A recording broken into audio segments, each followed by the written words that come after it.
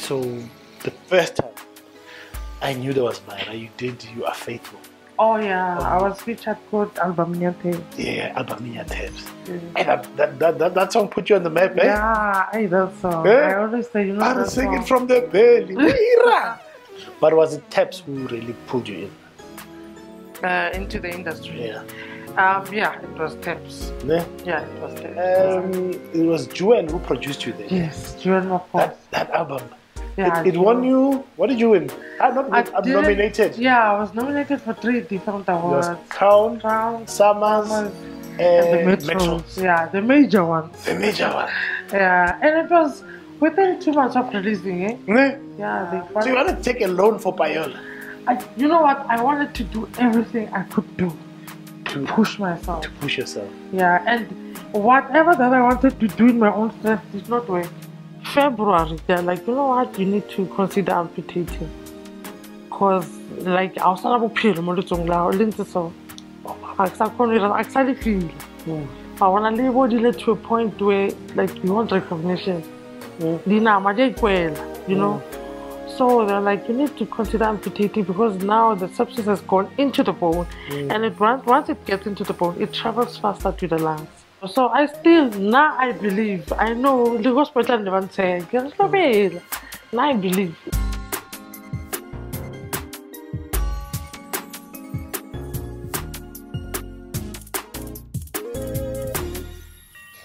Oh, well, ladies and gentlemen, thank you very much for joining us once again on the Gospel Reality Podcast. We are back again.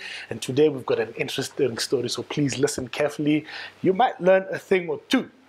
Now, without any further ado, we'd like to thank everyone supporting us, supporting all our platforms, and the CDs and DVDs are coming in very slow. Bazalwane. Please, man, come through for us. Now, ladies and gentlemen, without any further ado, I've got a dynamite in studio, but you need to be a bit older to know who I'm talking about. They say, when I run out, I run back to Mamelodi. Looks like Mamelodi is my second home. So I had to fetch another artist from Mamelodi. And her name is none other than Maria Skosana. Yes. Yeah. How are you, my sister? Yes, I'm good. How are you? Yes, I'm perfect. I'm so glad you could make it. Huh? I'm glad too. Finally. And we can't go on without saying happy birthday. Thank you. Oh yeah, by the way. It's your birthday today. Yeah, it's my birthday. Yeah, it's my birthday. Am I allowed to ask how old you turn? Yeah, I'm turning 41. I'm not 41? ashamed. Yes. Hey. Come on.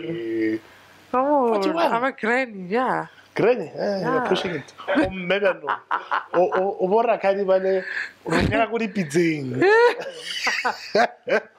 You're turning 41. I'm turning 41. Eh? In the 41 years that you have lived, so 82 again. Yes. So in the 41 years that you've lived, if you had to write a book, people would be scared, eh? Yeah. In terms of your journey as a human being, Lord. your journey as a Christian, your journey as a gospel musician. Sure. But I'm hoping we'll unpack it here. Yes, we have to. We have to, eh? Can't wait. Ladies and gentlemen, if you knew gospel from gospel when gospel was gospel, you know Maira. She was very popular. I don't know about now, but we'll get into it. Yes. But before we talk about anything, somebody told me that you love food. I love good food. Huh? I love good food. I'm very picky. You're very picky? I'm very picky. I don't eat anything. Really? I love good food. They lied to me. But when I love for it doesn't see money. Never. Especially bread. No, but Bushatela came said she loved food. You love food. You see, hold on the bar, and then you have to eat from okay. Do you love food? I love good food. You see? It's food. I love good food. When you say food, you're generalizing. And when you say food, there's everything and everything. Yeah. Right. Because the Bible says... Yeah. No, I'm talking stuff that you can, get from cookers. Oh, rather the quarter. No, not really. I love mirog. Mirog? Yeah, I love merogo. Godisa ke koko yona, ne? Yeah. Yeah, how to am tar morogo I or love are tshwantsa no tee fru. I like and like ke mothola hore even in the morning I don't mind eating brown pap and lemon. I don't, but I love good food. I love good meat. All right. Yeah, I used to cook a lot. Ne? Yeah. We'll used to talk cook about a the lot. used to. Yes. For now. We'll get there. And you're Yes. from Mamelodi. I'm from Mams, eh? Which part? SNS. All right. Yeah, come Zimdala. Ne? Yeah, good happy. How did you survive Mamelodi? You know what? I had very strict parents. Ne?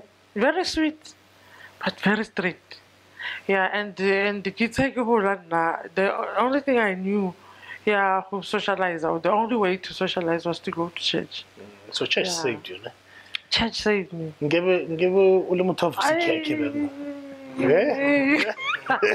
Is it true? Do you have a vusikhekhe? Yeah, it's true. It's so true. We see it every day. We hear gunshots every day. It just become normal. It's like a doorbell now. Yeah, gunshot. You know, there's an area called Kalambaz. Yeah, Kalimbazo. Serious? Yeah, and they kind of used to it.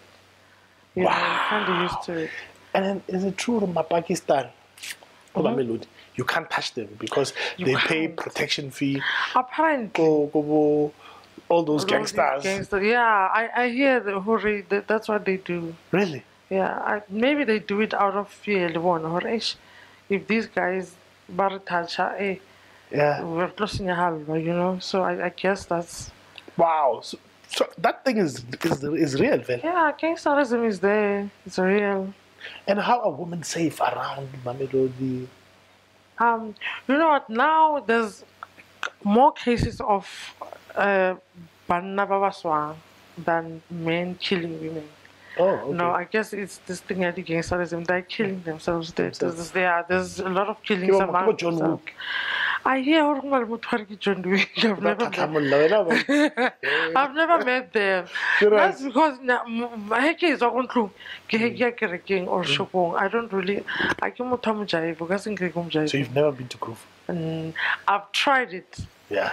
I don't want to lie to you and in Kikirakarki days. Yeah. I've tried it, it never worked for me. Oh, no. Yeah. No, yeah. It was before that era. Really? Yeah, it was before. Even when I got to Bible college, I was honest to say, I used to drink. It didn't last because so I get tomo Khalifa, di chomi, ke tomo opela, ke tomo ya di du tomo chenja di chomi. Ning you spend 3-4 months go Joburg, you're doing the sessions, you meet different artists, you know that kind of life. Ya tomo yao it didn't last, not even for 2 years. Really? It didn't last because I'd feel very uncomfortable. Like Hell 5 near high. Yeah. 5 years? Yeah. And like you five and I just told me so because what we'd do is after church would go and chill. Like there was a place in Sunnyside called Top Lifestyle. Oh yes. So we'd go and buy food there. So more than the food. So yeah, I'd feel uncomfortable every 5 years right now. You know, I assumed that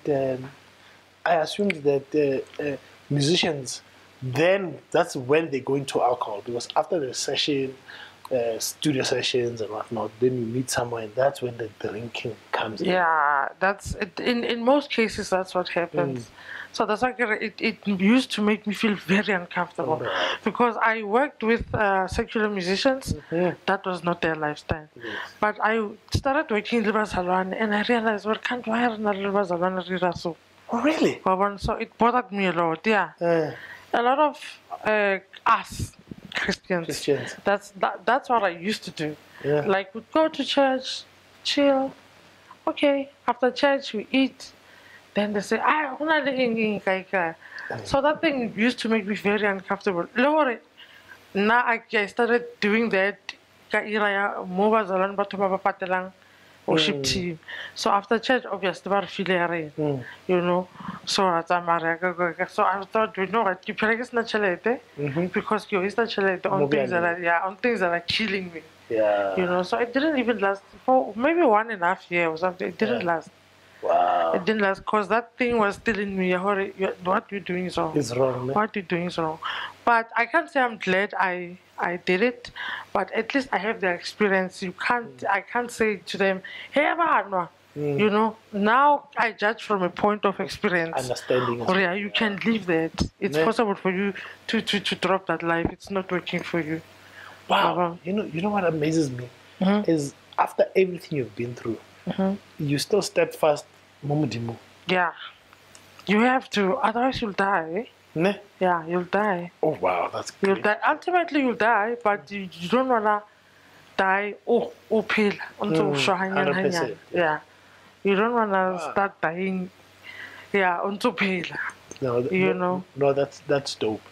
And I see on your Facebook, you've posted a picture of a ring. Great. Then you posted another picture of family. Did you want? Did you go and TikTok? Of course. So have you always wanted to be in a family? At some point, yeah. At some point, especially when I was younger, because I grew up in a very warm family. Yeah, set up it was very warm. Mama and Papa, they never left, both of them. They loved each other. They did everything together. Like, twice. So that thing kind of like, you know, I was young. Now my perspective has changed a bit. I'm not saying I don't want to get married. I do. I still do want to get married. Yeah, it's just that it's not something that bothers me now. You know, if it's gonna happen, it's gonna happen. If not, but I'm not chasing after it. Yeah, it will happen. It will happen. Because I prayed about it years ago. So more. So now I'm relaxed. One thing about maturity is that you get to spot from afar. Okay, no, I don't swing. Then you leave it. But when you're gullible, you take everything. 100%. So yeah. Oh wow! So you still wanna? Hey, people who come to the podcast want to get married. We must start gospel reality weddings. Yeah, yeah. Please do that. What? Date my favorite. Yeah, date my Christian. That's an idea, eh? No, it's a good idea. One thing I've noticed, just to deviate a bit, is Christian brothers don't compromise. Babatla banyana who are Christians. Christian sisters, by police, they take and out of police. Maybe I take it to our I mean, but you have few. Yeah. Now, you know what I'd say? Let me talk about me. I cannot say I want to date a Christian man, you know, and no, I cannot those kind of specifics. If God were to send somebody who's not a Christian but who's got a good character, or a tang bat, or a tang mudi, then you know how you have something that you can work on. Unlike But you see what I'm saying? Guys, Christian guys, they don't compromise. There has to be a Christian woman. A woman, but man, as long as I can come yeah, or maybe it goes little by attraction. I've never really looked at Christian brothers. Serious? Or they've never given me a reason to say no. Serious? Yeah, I've always treated them like my brothers. You see? Yeah, yeah, I've always had friends. Yeah, but like most of my best friends, yeah. And tell me, talking about church, which is your home church? It's Faith for Life. Faith for It Life. used to be Miracle Center then. Yeah, now it's Faith for Life. It changed. Are you still at your same church? Yeah. I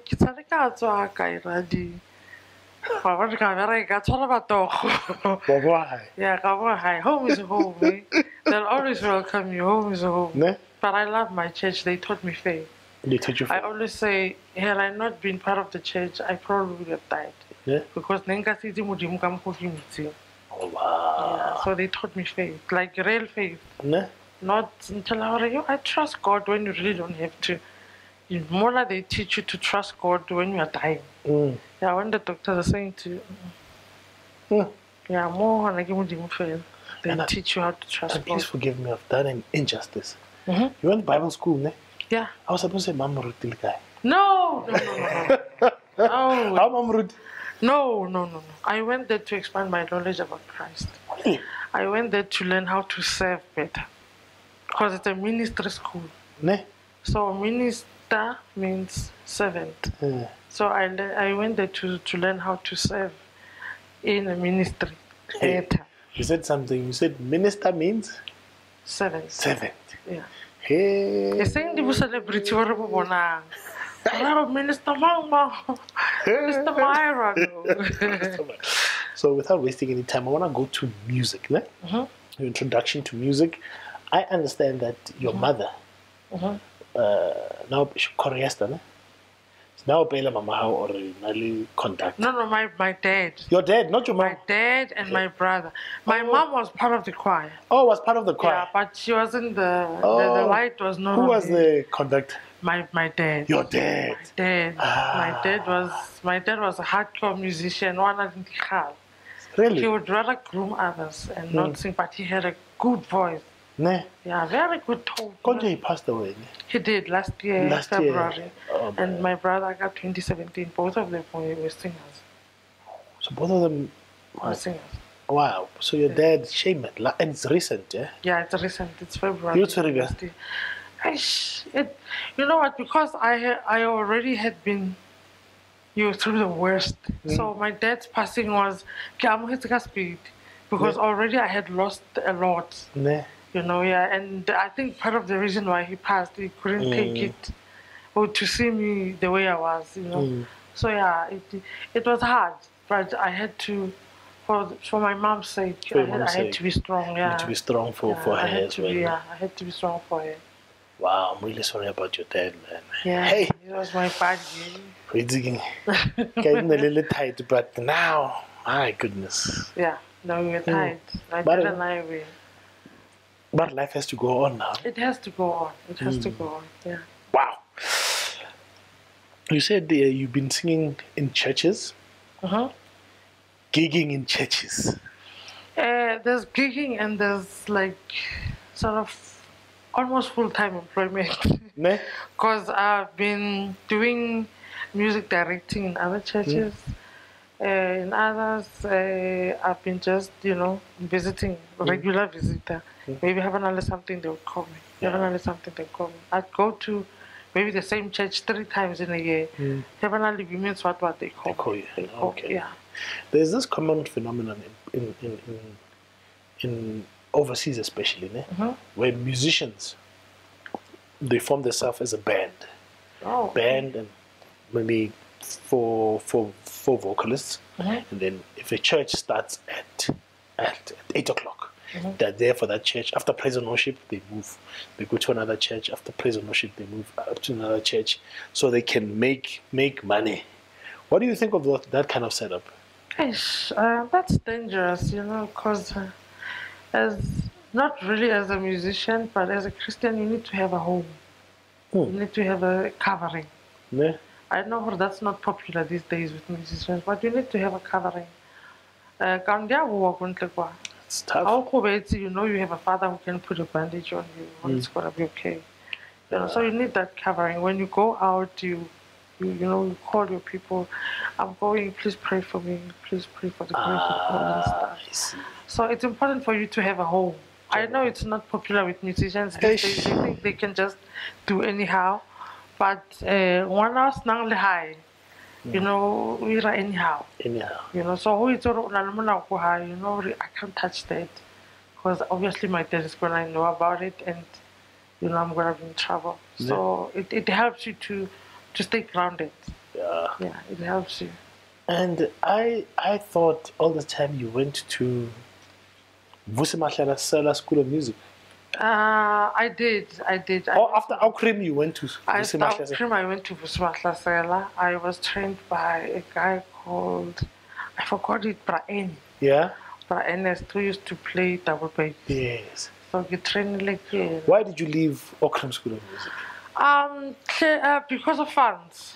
Oh. Yeah, my dad was the only one working. Oh, yes. Yeah, I was the only one working, and there's 5 of us, and my mom. And then already my mother had Titlohul. So it was a bit of a strain. You know? Yeah, but between Vusimahlala and Aukrim School of Music, it produced a lot of musicians. They did. It was like Mapela. Hey. Yeah, they produced proper people. Yeah, they produced proper people. Then who said no, man? Because when I've got a mean alto, everyone knows you for your alto. So who said then, come and work with this? Because I know you work with Benji, you work with Tebs, you work with... I saw a lot of them. I forgotten about them. Listen, yeah, I didn't work Lena like full time. Yes. I had an working grace to share the stage with him. Oh, okay. Yeah, so he was like every time when I do a show and he's there, he would give me advices. Maira, don't do this. This industry is like this. Don't do this. Don't. Oh, okay. Yeah, so it was that kind of setup. He worked closely with Tebs. So I used to have sessions. Yeah. And then he would come, and you know. And then Leonard bumped into him, got his performances. Yeah. But was it Tebs who really pulled you in? Into the industry. Yeah. Yeah, it was Tebs. Ne? Yeah, it was Tebs. Yes, we could. We could. We had our own things, but we could. Yeah. We could. How come we say our own things? Yeah, we could. Yeah. I mean, that's the reason why we're not working together anymore. Because you know the areas where we didn't really agree. But it doesn't change the fact that like he's like a brother to me. You know, every time I have a problem, I can run to you because you know how run somebody, don't burn your bridges. To a point where you can't go and ask for assistance. You know? So yeah, I have my own flaws. I might have made him to, you know, act the way he did. We are humans, you know, we're humans. But generally, he's a fair man and he also sharp. No, he's a good man. Tebs is a good man. Yeah. Tebs is a good man. You can go, Tebs, like the bottom line is Tebs is a good man. No, I hear he gave a lot of guys opportunities. Yeah, he did. He really, and I thought, I like how and Pastor Phil, Pastor Phil. Yes. I love Pastor That Phil. man, something else. Honest. Ne? Yeah, he would tell me, Pastor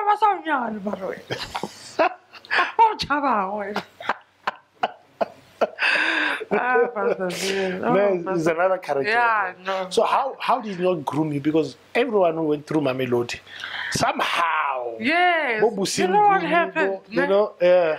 Pastor Phil, I used to admire him a lot. I used to, like, Natana Skolo, Nana West, Natana Skolo go East. So, Natana, I don't know if he remembers this. Natana by scale.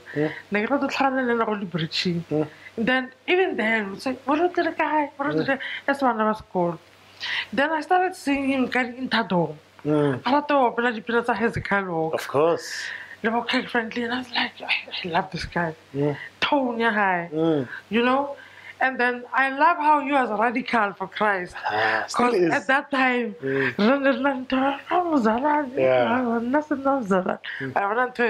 so I was like, yeah, I'll never come Dimu. Even then. Yes. So then Kahula, I joined the choir called Witness and the Good News, and then would do the visits in churches, especially on the interdenominational movement.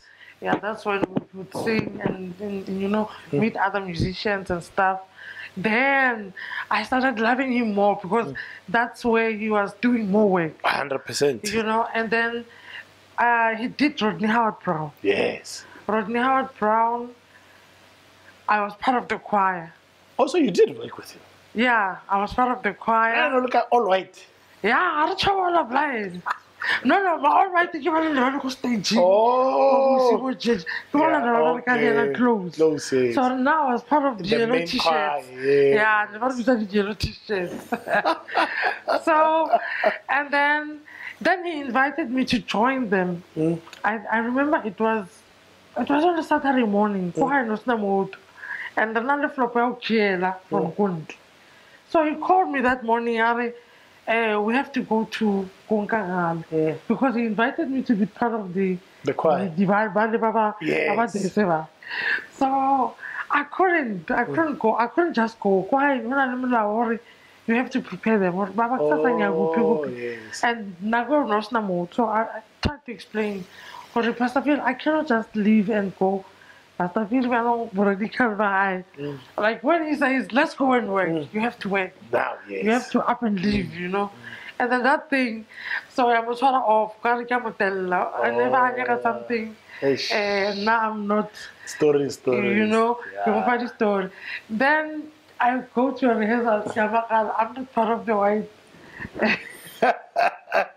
anymore. They take me off the stage. I'm like, how? Yeah. So I went back to the main choir, and then Tebs came. Yeah. Tebs came and said, "I'm doing this and this. So can you join me?" And is that when he recorded that? It was just after Kibali. After Kibali, yes. Yeah, it was just after Kibali. He wanted to work with local musicians because every time we would go and call Putuma and Bongi, they were in Joburg. Yes. So whenever he wanted to do small gigs around, so that's when he approached me and Tabo. Yeah. And who else? Was Colin. And Colin, yes. Colin, yes. So the first time I knew there was Maira, you are faithful. Oh yeah, I was featured called Albumia Tebs. Yeah, Albumia Tebs. And that song put you on the map, eh? Yeah, I that song. I always say, you know, I'm singing from the belly. Maira.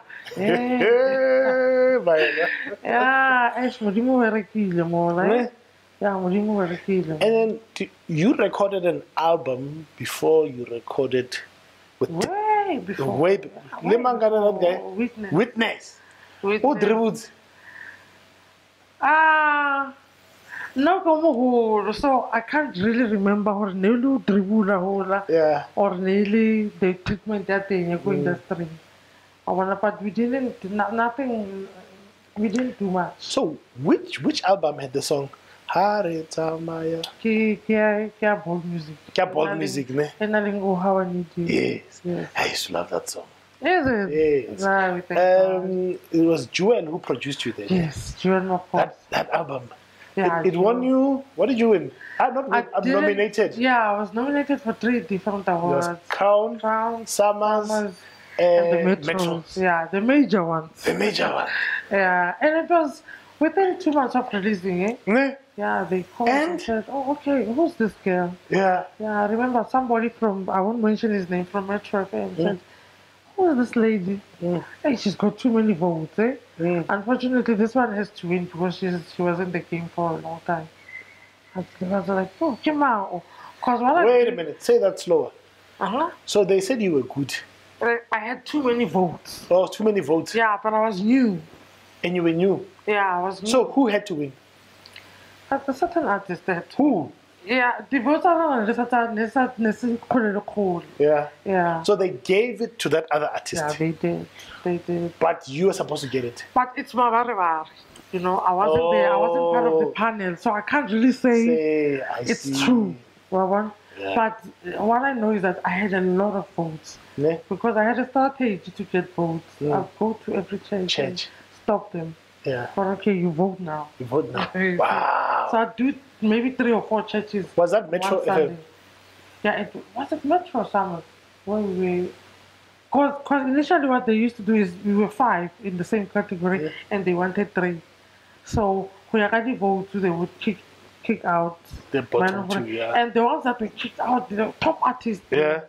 So, I think I was in the same category with Lira, Madura, Dana, Oh my word. Pale, and myself. So it was female vocalist of the year.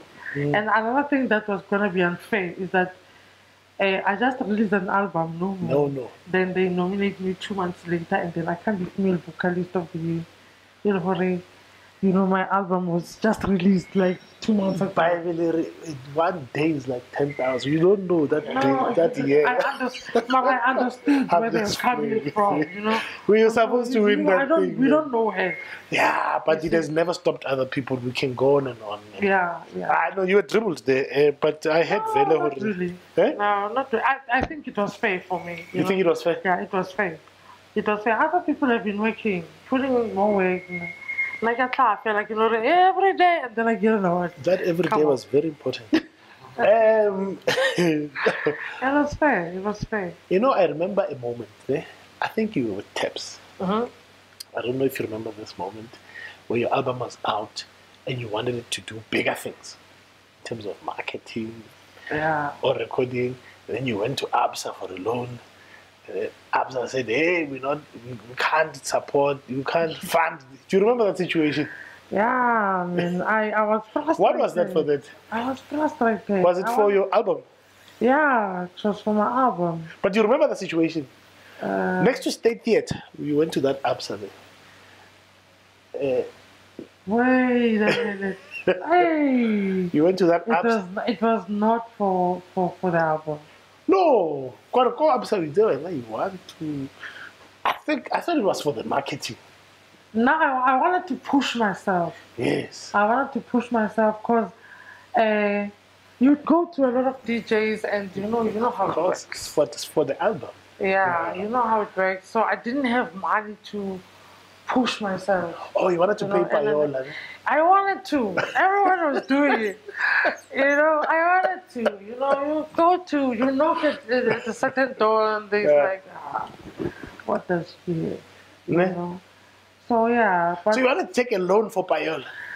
You know what? I wanted to do everything I could do to push myself. To push yourself. Yeah, and whatever that I wanted to do in my own strength did not work. It did not work. But wasn't that the job of your company to open those doors for you? Because that's part of the reason why. You know what? I think they were doing their best with what they had. They were doing their best. They were really trying. They took me to places. I remember my song used to play every single Sunday on Time Dube's show. And there was a time people complained, or every Sunday go gospel, oh how I need you, gospel called, and they did a lot for me. I can't say they didn't do much. Now I wanted to push myself more. Oh, I see. Because I believe so much in my product, and I wanted to go international. I wanted those contacts, but now losing was Nazaka or you understand there. So I need to ask you this. So Christian gospel musicians, I was warned that Christians and gospel musicians are not necessarily the same thing. So let me talk about gospel musicians. So they also pay Payola. I don't know, but I wanted to do it. Oh, when you wanted to do it? Yeah, I wanted to do it. Then I wanted to do anything I could do to push my music. Then I was so desperate. Because I believed so much in my album. I believe this is a good album. Let me push myself. The company is doing what they can do, but nothing. I wanted to do it because I was like, okay, so and so is doing it, and things are working out for him. Oh, yes. So why not me? This is a good album. But it didn't work for me. That was not the plan of God for me. A lot of things I've tried out, trust me, they didn't work. They didn't work, ne? They didn't work. To this day, nothing is working. okay, I wanted to do with my own strength. Yeah. It didn't work. I can't come here and lie to you and look all nice and say, no, I've been a very strict Christian. No, I've tried a lot of things. And they didn't work. They didn't work. My Not God. even a single one of them. Nah. They didn't work. So where did Tebs take you? Because the reason I'm asking you is a lot of times when an artist signs an artist, they prioritize themselves over you. Yeah, I feel like I'm out from Mafufura. You know what I'm saying? So if somebody calls and says, we've got an artist, it's easy for me to say, no, I'll come. How on the budget? When there's no budget, they will get a no, man. Just go and jail. Yeah. You get what I'm saying? Was it difficult being signed by an artist? At the time, I didn't see any difficulty. Oh, okay. Yeah, whatever he gave me, I appreciated because I get to Horiana, I have a Yeah. Mara said, "You opportunity I'm feeling so, Really? I appreciate it." Yeah. Did he take you overseas sometime? He wanted to, but I failed the visa interview. How did you feel the visa interview? At that time, the killing one, I didn't have money, I didn't have ties, I wasn't married. So what they're looking for is, do you know somebody check out, rather? Are you married? Do you have money? Are you working? Do you have property? Yes. So that's really ties. So that if you get stuck there. Yeah, yes. You know, you can always come back home. I think, so if you don't have any of those, I wasn't married, I don't have children, I don't have a car, I don't have a house. Charity in my bank account is not really looking. Where were you supposed to go? I was supposed to go to different states. It was something like a tour. In America? Yeah. Yeah, so that is really doing a good job, I'm telling you. When he takes people to the States. Because I know he frequents there. Yeah, that's his home. That's his second home. So yeah, it was gonna be Tonya and never feel everything. Guide for okay, we're gonna go to do this church, do this conference, do this. So yeah, we were with more Isaiah Musaik, yeah? Oh my word. It was Isaiah, yes. So it didn't. I failed a visa interview because of that. So when the Americans, they assume we're going there for economic reasons. So that's how I failed. So you're working with Tebs. And he tried taking you overseas. We can argue and say that's a first blow. Because can you imagine if somebody came to me when I was much younger and they told me about America? You want to go here, and here, and I decline. It broke me. Nah? Yeah, it broke me for a number of years. I was like, when you talk about America, I was like, okay. Nah? It's not that I'm American. You know, how can I not go to America? You know? So yeah, I understand now. So at that time, you didn't want to join Joyous? At that time? I did. At some point, I did want to join Joyous. And why didn't you audition? I went to an audition, State Theatre. Pretoria State Theatre. I was on a queue. Then somebody had from there, you see, and I had already started working with Tebs, and I was doing all these things, but it was before my album. Yeah. And it was at the time where Faithful was at its peak. Yeah. You see, so somebody had and called me and said, "What are you doing there?" Like, no, try. No, after all the work that we've done, come on. Yeah, I can't get out of the queue. So if you know now, what you know now, would you have continued? No, I don't think I would have continued. No? No, I don't think it was gonna. I don't think it was. I don't know actually, but Negi Halla, you know, the big stage, all the artists are there. But with what I know now, I don't think Negi Halla as much as Negi Halla then. You know, because now I know, I sort of understand my purpose, and the big lights don't shock me anymore. They don't move me. The big sound, big stages, all of those things, they mean nothing to me. Yeah. Now, yeah, there's things that they don't worry. I wouldn't have considered them as important. Yeah. But now I feel like they're important to me. Now you're singing it from the belly. Yeah. Yeah. Now, when I sing, what comes out of my mouth, it's more meaningful than yeah, than then. Strong. Then it was, these people are going to build me. Or yeah, if I were to get an opportunity, but to do me, and me now. I need to ask you a don't do question. it. Are you still an artist now? I'm not really sure if I'm still an artist, but I still minister. You still minister, ne? Yeah. Artist in which sense? Like the normal life like of right an artist now, running around if I've got money and I say, let's record. Are you recording ready? Yeah, I would record, but there's things that I would want us to iron out First. Yeah, because now I know better now. The reason I'm asking, are you writing your music now? Do you have songs? Yeah, I do. Oh, songs, plenty. Plenty. So I made this Zaga for that. Yeah. It's just a matter of chilling. Ne? Yeah. If there's somebody out there who's willing to risk meter for now, I'll do it. Why not? Meter? Yeah. The recordings they do. You must know something like yeah, the recordings are do. You must make sure, especially because with my previous album, the standard was a bit high. So you don't want to come up with something like Maira, she must not change it. And I was looking for that CD, and I had it. I don't know where that CD was proper. It's the same story every day. I'm telling you, I'm gonna so they come to my house. I'm gone. But I'm believing that something will happen. It has to happen. And it has to happen. For people who don't know you, they don't know how good I'll say you were because they've not heard you. How good you are. They don't know the level of music you were doing. Obviously, Tebs David saw something great in you. Yeah, it did. So I'm just hoping something opens, ne? It has to this year. This year, ne? This year, but I have a budget. I have a budget to record an EP. So, but with live recording, you have to know your story. Yeah. Coming back EP, I think is a better one. I have my own budget to do my small little thing. Ne? Just to put it out there and say, I'm still here. Yeah.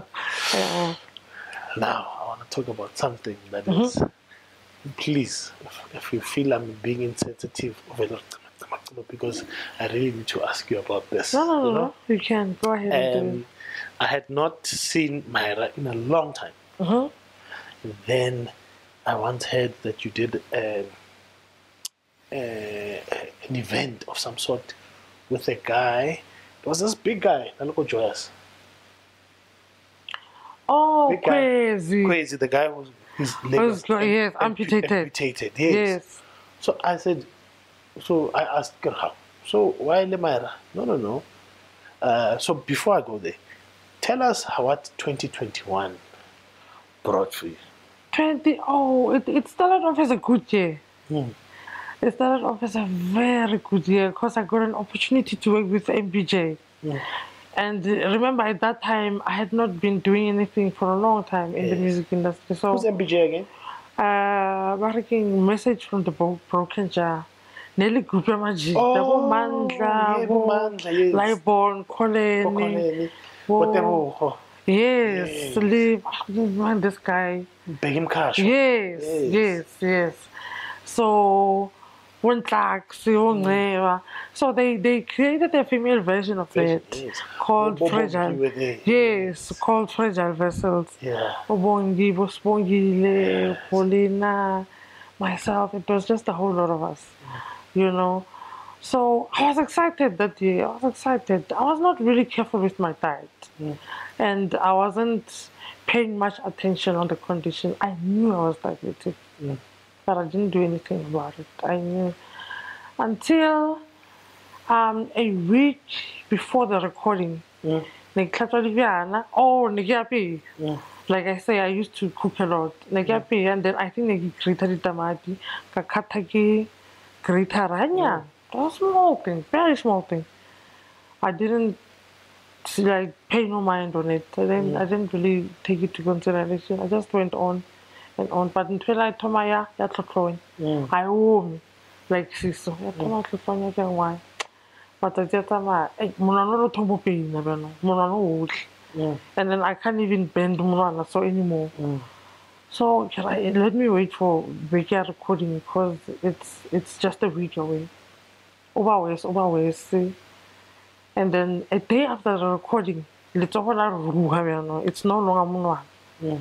Like I remind myself, well, by the way, when I are diabetic and you haven't been taking care of yourself. So the next day, I'm like, no. I get like doctor on Tuesday. Tuesday we had a Thanksgiving lunch because normally we go MBJ after hard work. The boss would call us and just go take us to a fancy place and we have the top things that we cannot even pronounce. So yeah, it was worse then because I remember on my way there I got this can and then I showed them. They just thought it's a boil. So they gave me the painkillers, something called A-Track, then they wrapped it. And then it was okay. The next day when I wake up, no, I have to take the painkillers again. On Thursday, I'm like, let me go and see a doctor. Then Munana was black. There was no circulation. So when I went to the doctor, the first thing he asked, are you diabetic? I said, yes. He said, your case is a hospital case. Hospital? Like, okay. I go hospital. I went there and I was admitted to casualty. And then the orthopedic doctors, they only came the next morning. They came, they checked, and then admitted, they took me to the ward. I think a day after they took me to the theater to do something called debridement. It's deep cleansing, like and ba clean ka metsi ya go theater ke tse and then ba tswalla ba sno tswalla ba come back in 7 days. So I think mistake of healing was not to ask or go clean or gire. So had I asked, maybe they never padilos out dress. They buy good dressing. So I was gonna be able to do dress go more so that sis was last fall. The more toilets, the more suit office. And then it was hot then late winter like now. So so when I went back go hospital in 7 days, like Munanola was literally dripping parts. So it was bad. How no coverage, like So I went there, they readmitted me, and then they did debridement on the whole hand now. The hand up to a wrist. While you could see your muscles, Were you watching? No, I wasn't watching. Oh, okay. So I was no debridement, and then the next day. Oh, okay. The next day, okay, your hand is clean now. Let's monitor your hand for another 7 days. It just never got better. It never got better. Even bleeding drip, beside the antibiotic and everything they tried, it never got better. And I never thought I'd get that kind of service. Go Mamelodi. I mean, Mamelodi, you think I got the best treatment. And then when it got into the bone now, this is after 4 months, 5 months. Because October, February, they're like, you know what, you need to consider amputating. Because, like, I was not so I actually feel. I want to leave to a point where, like, you want recognition. So they're like, you need to consider amputating because now the substance has gone into the bone, and once it gets into the bone, it travels faster to the lungs. This area of your body is too close to the lungs, and once the substance gets to the lungs, there's nothing you can do about it. We'll just have to wait for you to die. So do yourself a favor, amputate. There's life after amputation. Now I was like I was like, the pain was just too much. Pain like into feeling. So I agreed because after the last debridement, this is how your hand looks like. Oh, I was like, I don't want to see this anymore. Yeah. You know, every time I went Tlapisa before the amputation, I would look away because I didn't want to see that. It was bad. It was bad. It no kind of something out of a scary movie. Like there was already one angoli, wrong turn. Yeah, that's exactly what it is. I want to somewhere.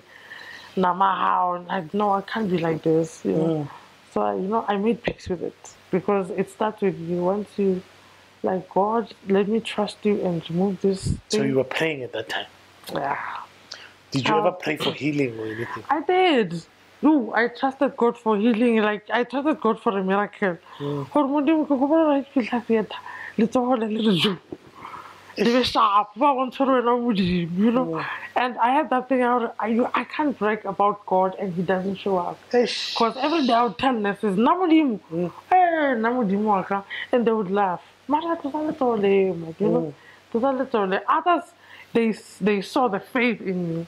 Because man, this girl, fall. You know, others they were Jerry jokes, can't they like more jokes. So I was like, nobody close for these. Come on, what is it? What I'm with you? Maria, don't do this to yourself, you know. So I accepted. The professor came to me and spoke to me and said, you know what? Now I would advise you for so that fall. And trust God for something better. Fall. There's a lot of people who are peeling without their, limbs. And you know what? There was a doctor that advised me. My surgeon, the one that used to do a lot of debridement and stuff, the one who was going to amputate me, he said, you know what? He's a musician, so Nali and we had a good relationship. Yeah, so he was like, you know what, Maria, amputate. At this point, please amputate. Consider amputation. And yeah, I did. At some point, no. At least in 7 days, let me go and pray. 21 days, let me go. 21 days is going to be too late. It's going to spread even more. Yes. You know, so I just said, I read a book. And then there was this preacher who spoke about spiritual pride. Sometimes don't be your style, really pride. I don't know. So I accepted and I said, you know what, you guys can go ahead and amputate me. And from that point on, I started fall. I started getting healed bit by bit. I gained my strength because I was a size 34. Yeah, you wouldn't recognize me. I was on a wheelchair. My legs were locked. I couldn't do anything. I couldn't bath. I couldn't eat. I couldn't. Next I couldn't whenever I want to go to the bathroom, something. No, because of a hand. Seriously, just because of a hand. I mean, so like, shame, man. I can't depend on people for everything. I can't. Look, as a human being, I've got so many questions. As a Christian, I also have got so many questions. Go ahead and then shoot. My goodness. So they amputated? They amputated. Now it's a stage where you have to deal with a lot of emotions. Yes. Yeah, a lot of emotions, and I just had a lot to deal with, and I was not aware before the amputation. This is what I was gonna face. So you're facing your own demons and demons of other people. The perspective they have about you. Of course. You have to deal with the fact that a lot of people are going to feel sorry for you. And a lot of people are not going to feel sorry for you. You're going to struggle alone. At some point, people will help you. Sometimes they won't help you. So what do you do? So I had a meeting with God. I said, Mudim, the Holy Spirit, you are a great teacher. You're going to teach me how to eat and not spill food on myself. You're going to teach me how to hold a glass, how to bath. 100%, because it was your right hand that was affected. Yeah, it was my dominant hand. And then now you have to use your weak hand. Even writing. Even writing is a problem. Thank God for technology, I can just take my iPad and type. I can do that. I can do things on my phone, but there are areas where, you need to use your hand. You need to use your hand. So, And I hope you'll allow me to ask. Yeah. Because there's something in life, not in life, with your body, it's called muscle memory. How long did it take you? Let's say you want to take something and then you want to use your right hand and you realize, no, conji. Then how long did it take you for you to adjust? This is after amputation, right? Yes. It didn't take a lot. No, I was already used to it. Remember, I was in hospital for 5 months, so I wasn't using my hand for 5 months already. Okay, yeah. So my mind was like, no, don't just not this way. Yeah. Sometimes there are instances like when you have to take the stairs. Yeah. You forget. You want to hold. Yeah, and sometimes you feel like wow at this side because there's no balance. The balance, yes. And your mind, Leo, now one. So this time, because I'm used to it, it quickly reminds me, oh, by the way, I don't have a hand this side. You know, and it also depends on you. Once you take it the wrong way, you're going to die. Yeah. Yeah. Okay. So you're at a point, things are not going well. Yeah. Hurrah. And now you're amputated. Yeah, it's worse. You're back home. You're a performer. You stand in front of people.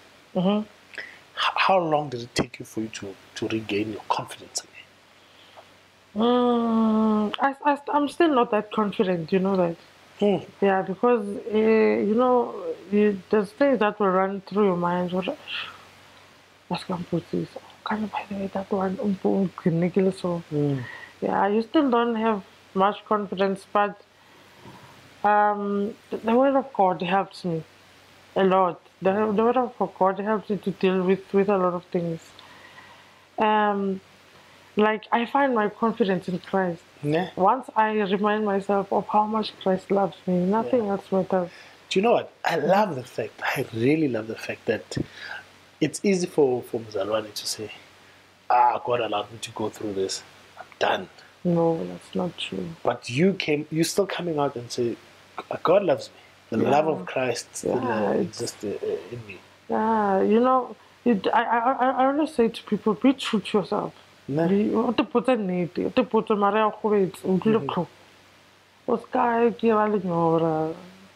crack. My goodness. Yeah. So, how you said before that you recorded with artists. After this ordeal happened, people you knew, friends from the industry, they come check on you, check how you're doing. No. So you were alone in this? Yeah. No. Oh, I don't blame them. A lot of people found out on Facebook. On Facebook? Yeah. The close ones that I told, they were there for me. Every day they were checking on me. How are you today? Did you check? But as soon as they found out, did they come through? Pastors came. Oh, that's good. Yeah, pastors came. Others, but I think they're busy. Others send money. Are you okay? Can I? Is there anything that you want me to do for you? You know, you don't expect that from. That's decent. Yeah, very, very decent. A lot of people helped me. They helped me. Oh, wow. So, but I think normally they travel from South Africa to the States to South Africa to Nigeria. So they're like, but they supported me financially and emotionally because every time they get a chance, they'll call. Yeah, how are you today? Look, that's actually, it's a relief because knowing or hearing other people talk about the gospel industry especially and how united you guys are not. I thought it would be the opposite, but that's actually great. Yeah. Now I'm blessed to have good people like my producer Joel. Joel checks on me all the time. Oh, Joel is still your producer now? Yeah, I still want to work with him because he understands me way better. Yeah, he understands me. The last time I saw him, he was working with Solima Shango. So he still is. He still is. He still is. Oh, wow. So now, are you now considered paraplegic? What's that? Again, if somebody, you are a person living with disability. Yes. Declared. Certified. by the world. By the world. Yes. So now that means the government is taking care of me. Taking care of you. Yeah. Oh, okay. They are. And because it's your dominant hand as well. It is my dominant hand. Oh, wow. So it means a lot of things that I used to do, I can't do anymore. You can't do anymore. Even a typical job you can't do. So yeah, well, it depends what kind of a job. Like if you have to be a secretary to type and stuff like that. No, I can type with my left hand. Oh, you're used to it now? Yeah. Oh. Now I'm a pro. I can type fast. Fast? Yeah. I'm a pro because you train yourself. I get it, you can't afford to fall back. 100%. Yeah, you train yourself. But the government takes care of you. Yeah. And since your condition now, have you realized or seen how the world in general, or the community, is insensitive to disabled people? I haven't experienced anything attitude bad from the people. No, not just attitude. I'm talking about going to a place and you see there's the stairs and a handrail. Oh yeah. And then you go somewhere and then, for example, at church, they are preaching, they're interpreting to Zulu, but what about the deaf? Oh yeah. And then you go, there's churches, there's no wheelchair ramp.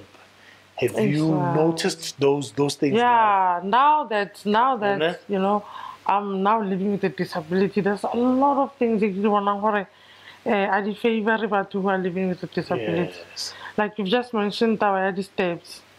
Yeah, a lot of churches don't have that. What do I call it? Handrails. Not really handrail. Wheelchair ramp. Wheelchair. Yeah. Yes. They don't. You see how new I am in this thing. I don't even know the terms. Yeah, I see. Now that I've noticed. Even when I was doing that show with Kwezi, the one that's got an amputated leg. Yes. Yeah, he complained a lot about it. He told the state theater, please fix this, fix that. Hey, your doors are narrow. You see. So yeah, there's quite a lot of things that do not favor people who are living with a disability. Yeah. But the beautiful thing is, after that you started an NGO identifying people who are disabled with musical abilities. Yes, I'm on my way to. I applied for funds. You know, I'm hoping that I'll get the necessary help. What do you want to do exactly? Now I wanna run an NGO where somebody who's got a disability but talented in not really in the music industry only. Yeah. You know, they can swim, they can. Yeah. Now I wanna run an NGO that will connect them to the relevant people. This is how you can to take your craft to the world. To the next level, ne? You see, yeah. Wow. And psychologically, did you see psychologists? I did at the hospital. I did. I had a few appointments. But the appointments are Nekilla. You know, I wasn't really as talkative as I am now. Nekilla fela, and they would understand. Because I didn't want to talk about it then. You know, every time I was like, oh, my life. I used to do everything. You know, now I can't do. Yeah, so I would try.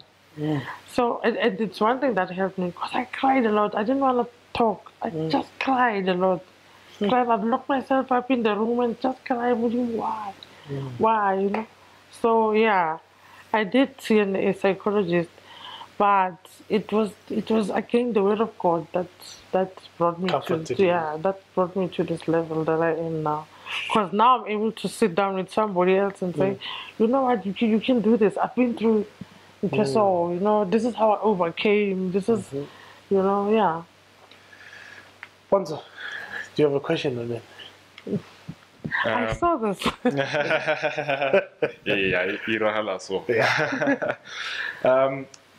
I think from my side, strong, man. Strong, because just listening to everything that KG has been asking, and you've had so many disappointments, missed opportunities, and I just can't imagine, Ori, do you ever sit down or maybe this thing here, where would I be? You know, but you're such a strong person, and there's so much that's gonna be positive and that will take you to higher heights because of the experiences tse leng gore o fetile mo tsona. And it's just gonna be, you know, greater heights going forward. It's not a question, just I'm encouraged, and I'm just wishing the best for you.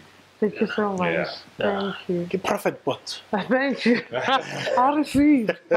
So, but just to pick on what he was saying, you've been through so much. Yeah. And people don't know that. And that's just the core of things. That's a core of things. You had another operation. Yeah. Actually, that My thing. goodness. Let's not open it up too much, because I want us to talk about this because as a person who's a musician who stands in front of people, it obviously affects you, you know, because now you still need to stand in front of people. How do you compose yourself, and how do you make sure that the confidence is still there? I think even before the amputation, I've always had a way to relax. Yeah, I've always had a way to relax myself.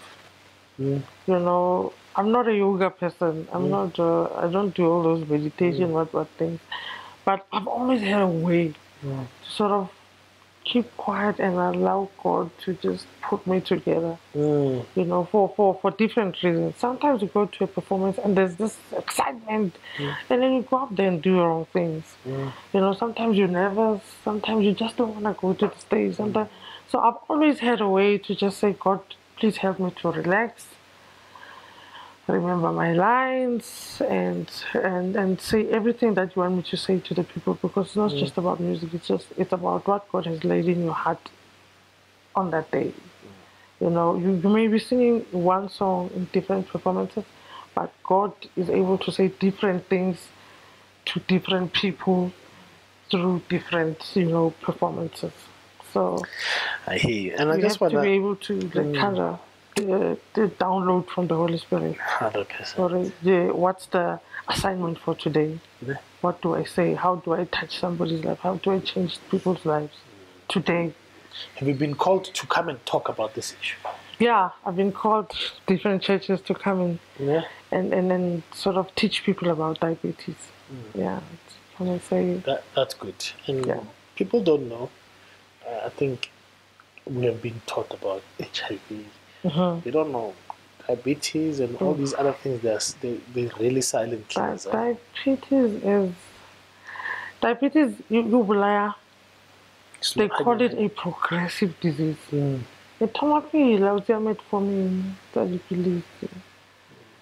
it gets to a stage where you have to now inject yourself, and you know, so it affects your eyes, it affects your kidneys, you know, affects your liver, it affects fertility. Sometimes, you know, it disturbs productivity. Sometimes, you know. So yeah, it's especially men. But no matter, you know that. And they don't want to talk about it. That's the thing, you know. That's the thing, because diabetes, it's not. It does not really working target that certain area level. But that's a problem. You know, yes. No, it's not only that. There are men who have been diabetic for years, but they still have children. They still produce banana. They still their wives are happy. That's all I can say. That their wives are happy. You know. Okay. So yeah, it's key issue diet. The lifestyle. Diabetes give it a lifestyle. But lifestyle, yeah. It's not any other thing. Give it a lifestyle. Once you work a diet, it's okay. This is what I don't have to eat. This is not my body. I rate the carbohydrate. I rate the fat. I rate this. So you must get your blood type and see what you're supposed to eat or not. What you're supposed to eat, but generally you have to cut off the oily, the sugary, and everything, so you know which. Okaja apple like green, okaja half your banana, okaja coconut oil, olive oil, because I read the sunflower, you know, the margarine, you know. And adjusting to that, then living with diabetes, it becomes now an expensive exercise, because it is, because now you need to eat refined things. And people don't know. They think eating the greens is cheap. Those things they've got a time. You know what? It becomes expensive if you're the only one in the family who's following that diet. 100%. Then it becomes expensive. You know, but if everybody is doing the same thing, I mean, people go to an extent of having their own little gardens, right? I've got my own. Yes. I've got my family. We've got, you know, they call it stomach farming. This is what we eat. You know. So in short, we must actually look after ourselves. Eh? It's a must. It's a must. Especially as African people, our bodies were not made for certain things. You know, now naturally, you know, our bodies, the sharp, most of us. You know, and you come and eat the European diet, the McDonald's. Body, mac and cheese, the Italian pizza, you know, and we forget who we are. Yeah. You know, being a Christian doesn't eradicate the fact that you are an African, and God made your body and your genes this way. Sure. So you still have to do your natural part. Yeah. Yeah. Are you planning on getting a prosthetic? You know what? I'll be honest with you, ne? I can't. Oh, okay. And I can't. And I have this, people call it foolishness. I have this thing that God is going to restore my hand. Yeah. Come on, Ezekiel. Yeah, you must check R.W. Shambak's videos. Yeah, you see, people are right on a in front video of your eyes. Yes, right in front of your eyes. You know, this is what inspired this whole thing. When I was young, I used to go to Pastor Ranokholela's the revival. So there was this one time, I think I was 21, if not 20. No, if it's about 17, it means I was around 18. So this is what happened. Pastor Ranokholela came to Moruti's store, the Titus store. And then I had a class in a 5 revival late to 6:30. So I quickly rushed from Negitana. I rushed to the church just to be in the front of because I had this man from the wheelchair. So I went there. I said, you know, I waited for the time the miracles. There was this one man he prayed for. He was on a stretcher. So when he was praying for this man, so from that point on, really? From that point on, I saw it with my own 2 eyes. Yeah, and unfortunately, you can find out from me. After I come out, so Kaleki in the night, he police around Batwa. By miracles, you know, the testimonies are high and the talks. This guy is telling the truth. You know, so I still, now I believe, I know the hospital never say, now I believe. But if I were to get a prosthetic, it would be a robotic one, and it's over $1 million. And I figured, well, there's so much I can do with $1 million than to buy a hand.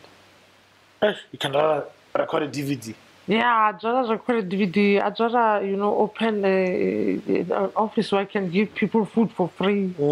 You know, I'd rather give a machine and produce food, good food for people who don't have food. And there's so much I can do with $1 million. My prosthetic, unless a robotic one, I bought it for you. Yeah, this is for you. This is my gift.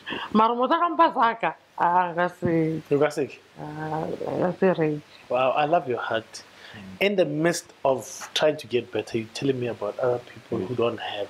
Yeah, that's no, decent, I'm called for people. Ne? I'm called for people. Mama I'm called for people. I put other people's needs first, always. Above your own. Ne? Yeah, always. Sure. Yeah. But it's hard to alter in the moment. It's on it. It's on it. Like it's alright for you, and it's like I ain't no choice. I had no choice. I ain't no choice. But you still sing every Sunday? Yeah, I still sing at my local church. Yeah. I still sing. They invite me for the events. I still go and sing. Wow. My tone has changed a bit, but I love the turn that it has taken ever since the operation, because I also had a throat operation. Was it I thought it was tonsils. I removed them, and there were things called nachos or nachos. I think they developed after. What's it nachos to give you? I started to how did you tell the nachos or the something?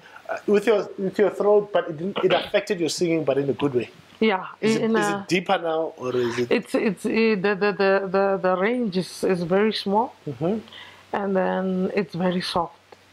Yeah, I can't scream like every day. No, I can't. But I love the way it sounds, because it channels me to write. They're not really popular.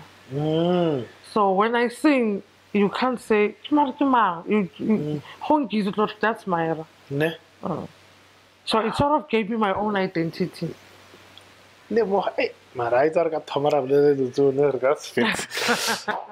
Mara, tell me something. What do you like to see change in the gospel music industry? It's growth.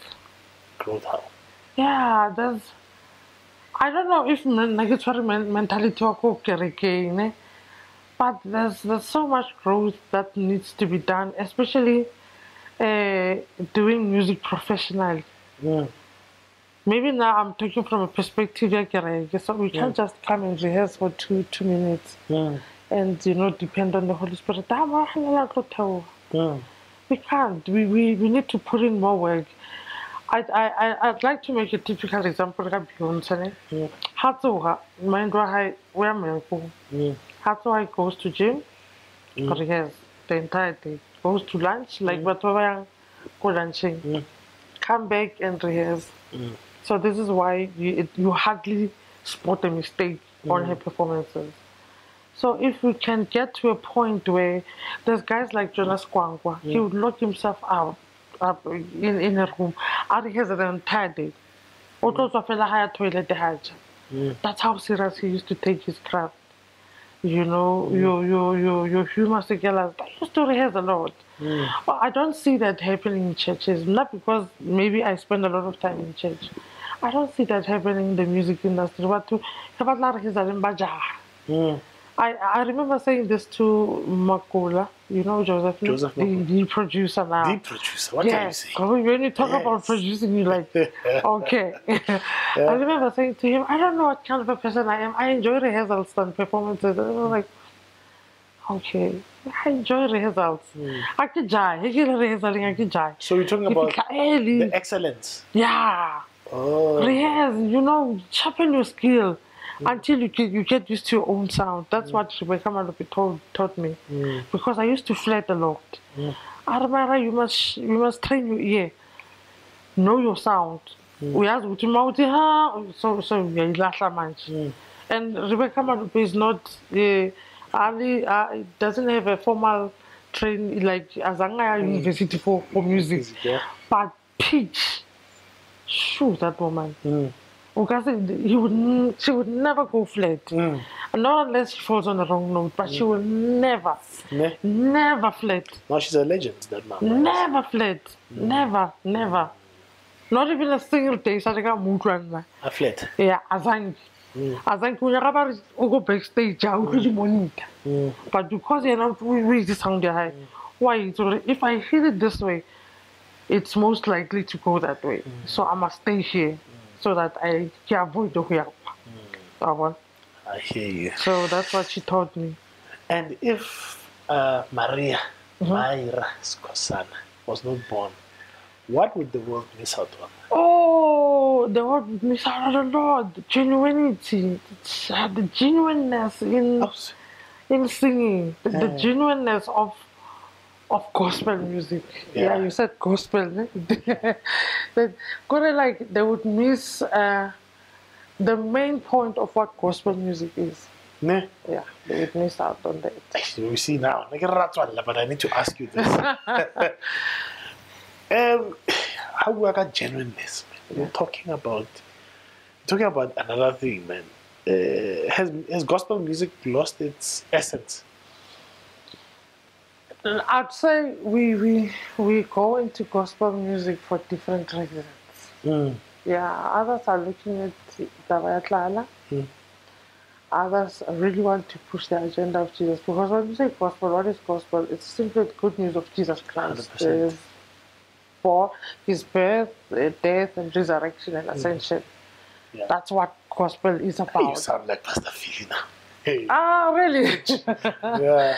That's what gospel is, the word gospel, you know, it's the good news of Jesus Christ. So if you're not talking about Jesus and you're complaining about other things that are happening around you, you know, that's why we come into the industry for different reasons. Yeah, others are looking at just enriching themselves, others, you want to touch people's lives, others, it's simply, with me, it's simply saying what God is saying. Yeah, just, you know, and pointing people to Jesus. Yeah, because I've got nothing for them. Yeah. I've got nothing for them. Yeah. But God has everything for them. So it's simply pointing them to Jesus.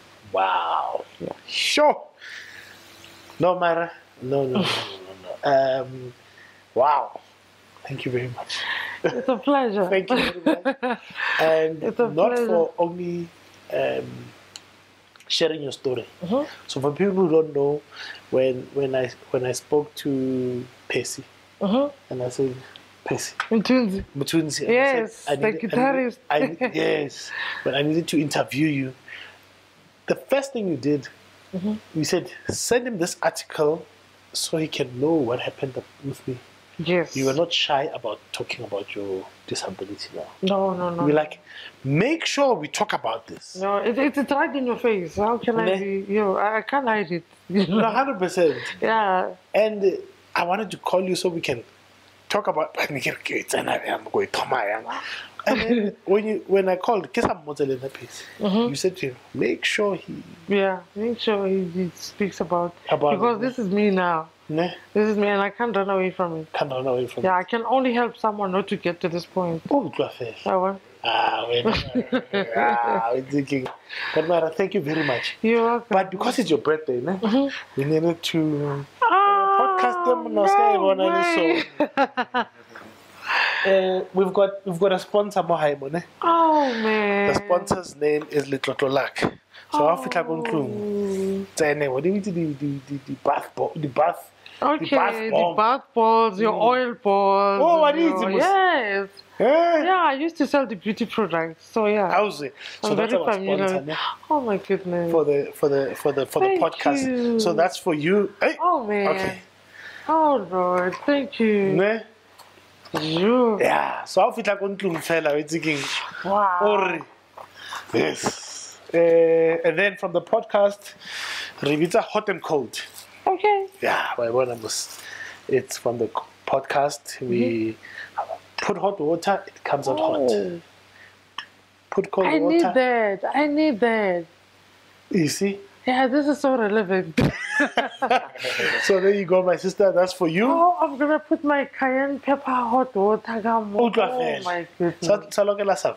No, that era is gone. That era, I'm all about Christ now. All about Christ, no? Yes. Yeah, but thank you very much for spending time with us on your birthday. We appreciate the sacrifice. Somebody else could have said, no, tomorrow it's my birthday. Well, not today. Yeah. So I'm hoping that this historic day will mark a new chapter in your life. It will. Yeah. Every time I leave this, I will hope glory. Hey, when I'm almost heaven. Our ladies and gentlemen, you heard it first from Maira, Maria Skosana. But other than that, ladies and gentlemen, Akhotso Ibelilun. Amen. Thank you so much.